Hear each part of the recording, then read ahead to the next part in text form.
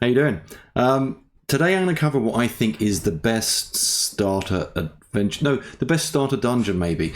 Especially if you want your players to have a go at trying a bit of a more old school style game. I think it's the best for several reasons, because it teaches your players how to be better players, but it also teaches you as a GM how to be better as well. And it's free, and so get it anyway. Right, what is it? It is Tomb of the Serpent King.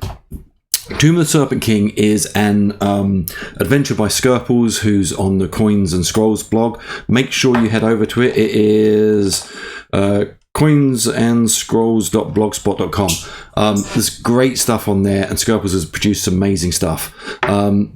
With it as well, the art in it is done by Scrap Princess. I love Scrap Princess. Some people don't. I think the art is dirty and scratchy, and I don't know why, but it just I really do like it.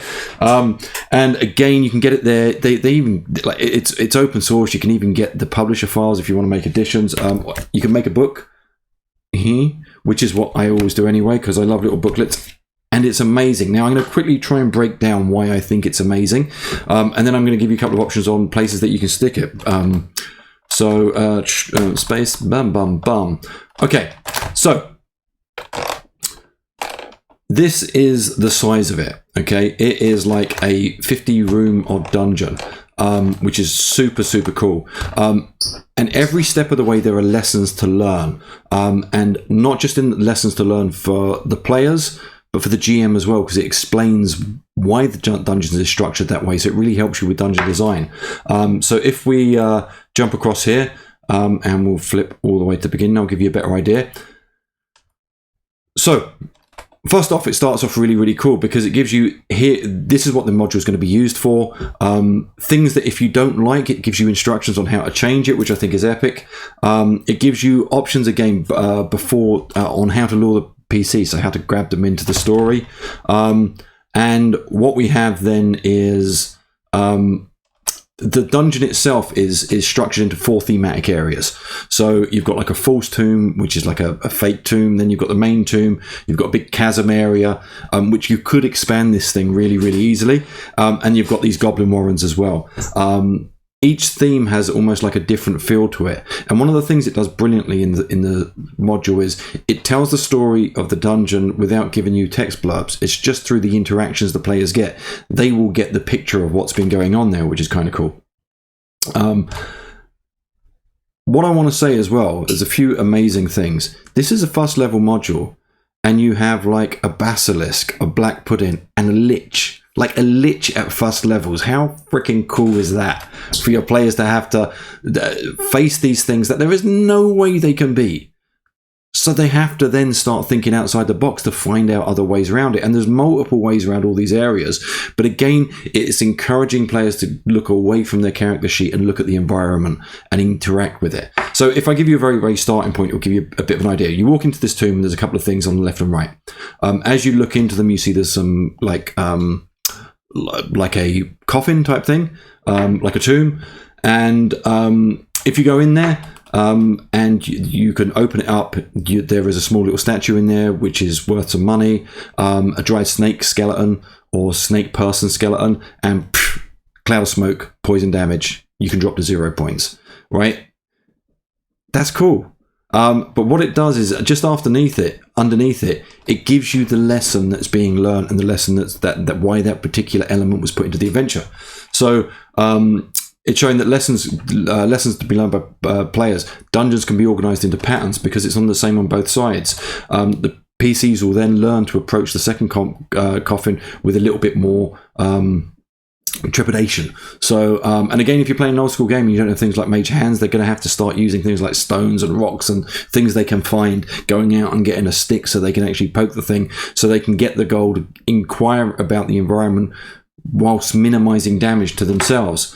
And yeah, which is super cool. Give you another example. There is a trap here that can just flat out kill them. Now, I would personally telegraph the trap quite well, but it gives them a lesson that there's this thing here that's really dangerous, and they have to figure a way of getting around it. Not only that, it then becomes a piece of the environment that they can later use. So if there's a couple of things that could almost certainly kill them, if they lure them up towards here, they can use the trap to kill whatever's following them. So it's showing them that the dungeon isn't just an inanimate object. It's a living environment that can be used to kill them or also used to their advantage, which is really, really cool. So yeah, I'm going to flip through a couple of other things here just briefly to give you an idea. I don't want to spoil too much of it, but yeah, as you, in fact, if we jump up here, right, as you come down here, what you have is, in here you have a basilisk. The basilisk has got a collar on it. It's like a 7-hit dice monster. It can flat out kill everybody, but you can find ways around it and almost like befriend it or ease its pain. There's so many cool different options, and your players will come up with stuff that's not there. So, which is really, really cool. You have a lich that lives in here. Like a lich. Epic.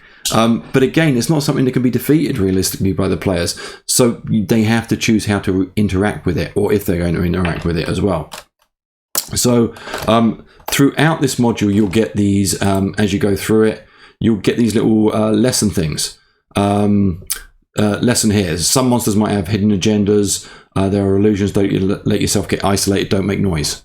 And they are just packed throughout this entire module, which is cool. And it is a great lesson for a GM. But also, I've run players through this a bunch of times, and they've all had a ball.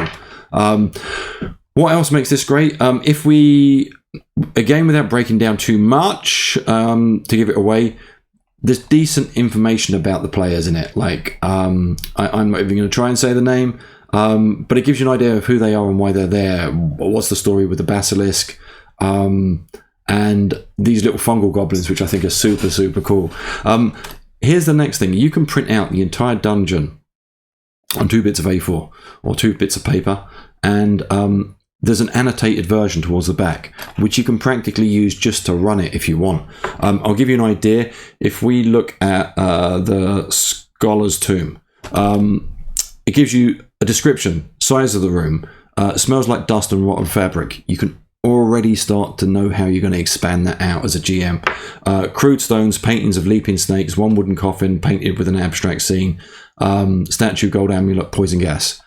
There's enough there for me to take that and just build off it and riff off it at the table. And that's pretty much most of the places. Like the secret tomb smells strongly of mildew, slime, wet stone, neat stonework with gaps caused by water, puddling of water on the floor. You can now start to describe kind of how this, it just gives you everything you need in a small space. So I love this as well.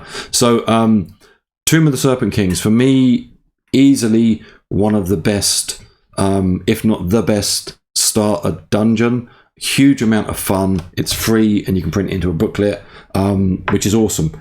Now, how would you place it? Well, at the beginning of the module, it does give you some options.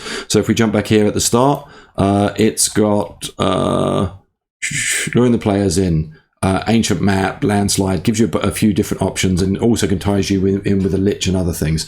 Really, really easy to hit in a setting. If I was going to place it, what would I do? Well, I've been singing the praises of Black Marsh. If I was going to put it in Black Marsh, I would probably stick it somewhere near Strange Homes here. This is a little halfling village. Very, very small, so it's easy to get your hands on or get your head around, and I could whack it in the hills. And I don't know why I see it in the hills, but I do kind of see it in the hills. Or you could stick it somewhere down here at near Jovich or whatever you wanted. But again, the module makes itself super easy to place. But I'm going to give you another option. So I found this a little while ago. Fort House Bridge. It is a little starter town. It's free, and you can get it on an artist's blog called Path Peculiar. You know what? I'm going to quickly shoot another video straight after this so I can give it its own little mini, shine its own light on it to make it a little bit easier for people. But it's a really, really cool little free starter town. So yeah, watch the next one, which will be about 3 minutes long. But yeah, cool. So overall, Tomb of the Serpent Kings, if it was paid, I'd be super happy to pay for it. The fact that it's free is even better. It's an amazing starter adventure. Run it and enjoy it. And yeah, I think, where are we here? Just camera.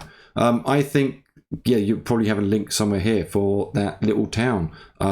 So if you want to find out about Four Towers, so there's somewhere around here. You click on it. All right, take it easy. Chat to you soon. Bye.